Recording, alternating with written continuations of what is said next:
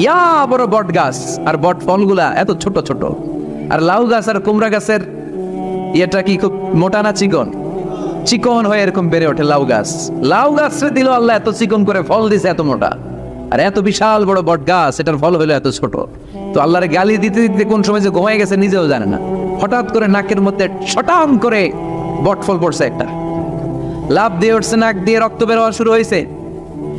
রক্ত মুছতে মুছতে মনে মনে ভাবে, আসলেই তো আমি বড় একটা উল্লুক্কা পাঠা। আজকে এই বট গাছের মধ্যে যদি লাউয়ের মতো ফল দিত, কুমড়ার মতো ফল দিত, আমার নাকের উপরে ওই লাউ আর কুমড়া পড়লে আমি থাকতাম না, আমি বিদায় হয়ে যেতাম, অক্কা পেয়ে যেতাম, ঠিক কিনা?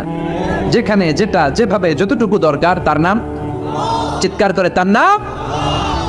আল্লাহ বললেন, আমি হলাম রব্বিল আলামিন, জগৎ সমূহের রব। আলাম মানে একটা জগৎ, আলামিন মানে অনেক জগৎ, মাল্টি ডাইমেনশনাল ইউনিভার্স। উদ্ভিদ জগতের রব তিনি।